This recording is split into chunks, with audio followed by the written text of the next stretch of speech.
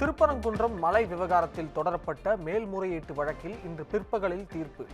அனைத்து தரப்பு வாதங்களும் நிறைவடைந்த நிலையில் உயர்நீதிமன்ற மதுரை அமர்வு அறிவிப்பு.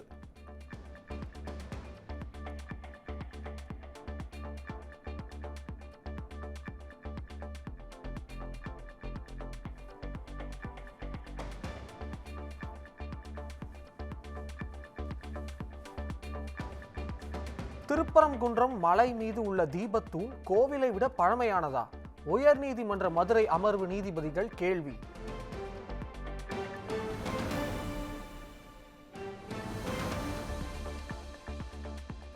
திருப்பரங்குன்றத்தில் கடந்த 12 மணி நேரமாக என்ன நடந்தது என்பது தங்களுக்கு தெரியும் என உயர்நீதிமன்ற மதுரை அமர்வு கருத்து. பிரதான வழக்கில் ஏற்கனவே பிறப்பித்த உத்தரவை மீறி நீதிமன்ற அவமதிப்பு வழக்கில் உத்தரவை பிறப்பிக்க முடியாது எனவும் கருத்து.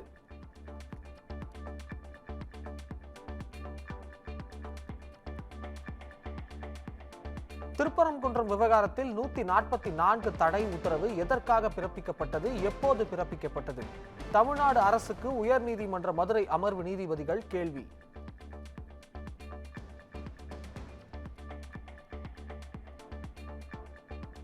திருப்பரங்குன்றம் மலை உச்சியில் உள்ள தீபத்தூணில் கார்த்திகை தீபம் ஏற்ற உத்தரவிட்டதற்கு எதிராக மேல்முறையீடு. தனி நீதிபதி GR சுவாமிநாதனின் உத்தரவு மிகவும் துரதிருஷ்டவசமானது என தமிழக அரசு வாதம்.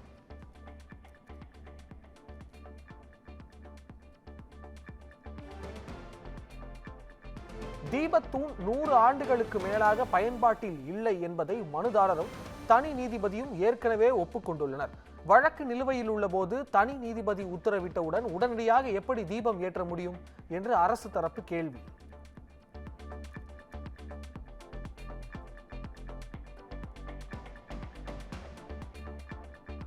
CISF-ஐ பாதுகாப்பிற்கு அனுப்ப தனி நீதிபதிக்கு எங்கிருந்து அதிகாரம் கிடைத்தது? நீதிபதி சுவாமிநாதன் எந்த முகாந்திரமும் இல்லாமல் CISF-ஐ பாதுகாப்புக்கு அனுப்பியுள்ளார் எனவும் அரசு தரப்பு வாதம்.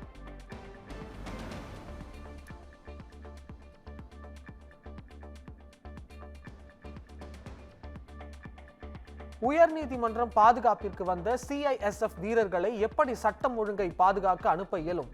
தனி நீதிபதி உத்தரவால் திருப்பரங்குன்றத்தில் சமூக நல்லிணக்கம், சட்டம் ஒழுங்கு பாதிக்கப்பட்டுள்ளது எனவும் நீதிமன்றத்தில் அரசு தரப்பு வாதம்.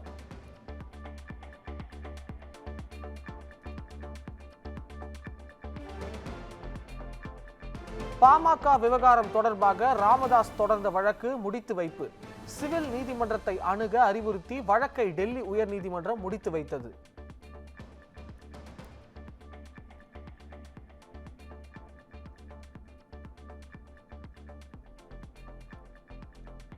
அன்புமணிக்கோ ராமதாஸ் தரப்புக்கோ மாம்பழ சின்னத்தை ஒதுக்க முடியாது.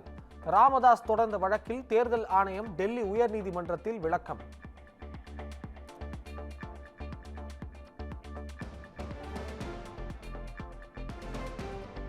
தற்போதைய சூழலில் எங்களை பொறுத்தவரை அன்புமணிதான் பாமகவின் தலைவர்.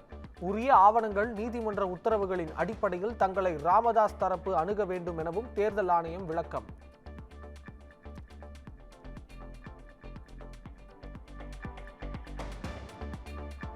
புதுச்சேரியில் நாளை நடைபெற இருந்த விஜயின் ரோட் ஷோ ரத்தானதாக தகவல். அடுத்த கட்ட நடவடிக்கைகள் குறித்து செங்கோட்டையன் தலைமையில் தாவேகா நிர்வாகிகள் ஆலோசனை.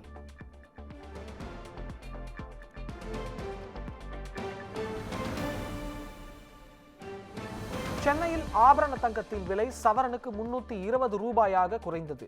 கிராம் 12,020 ரூபாய்க்கும் சவரன் 96,160 ரூபாய்க்கும் விற்பனை.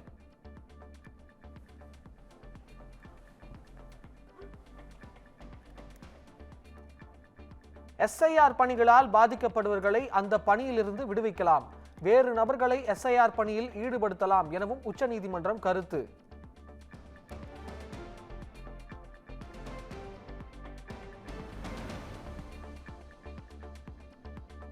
சினிமா தயாரிப்பாளர் AVM சரவணன் உடலுக்கு முதலமைச்சர் MK ஸ்டாலின் அஞ்சலி. AVM நிறுவனத்தின் பாதையை தீர்மானித்ததில் அவருடைய பங்கு அளிப்பது என்பது புகழஞ்சலி.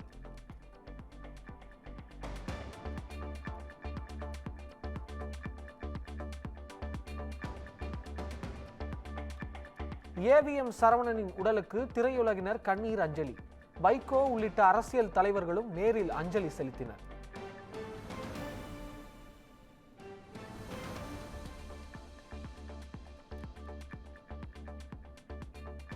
ஏவிஎம் சரவணனின் உடலுக்கு திரையுலகினர் கண்ணீர் அஞ்சலி. நடிகர்கள் ரஜினிகாந்த், சிவகுமார் உள்ளிட்டோரும் அஞ்சலி செலுத்தினர்.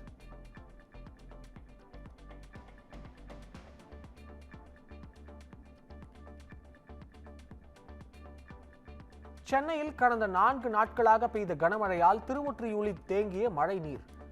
பேசின் சாலையில் தேங்கிய மழை நீரால் பணிக்கு செல்வோர் அவதி.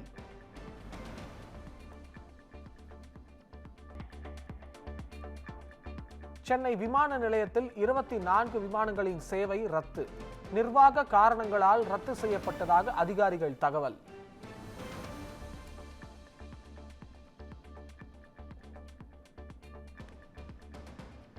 பிரதமர் மோடி தேநீர் விற்பது போன்ற AI வீடியோவை வெளியிட்ட விவகாரம். காங்கிரஸ் தரப்புக்கு பாஜக கடும் கண்டனம்.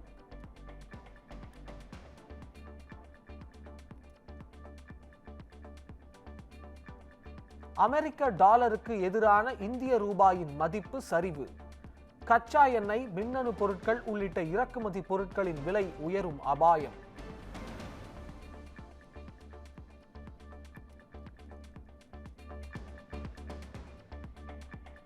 இன்று இந்திய கடற்படை தினம். கடற்படை வீரர்களுக்கு குடியரசு துணைத் தலைவர், பிரதமர், பாதுகாப்பு அமைச்சர் உள்ளிட்டோர் வாழ்த்து.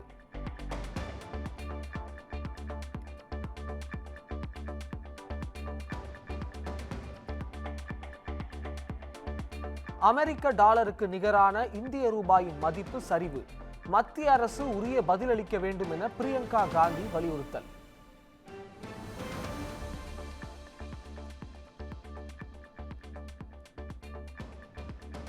நாடு முழுவதும் 250 இண்டிகோ விமானங்கள் ரத்து. பயணிகள் கடும் அவதி.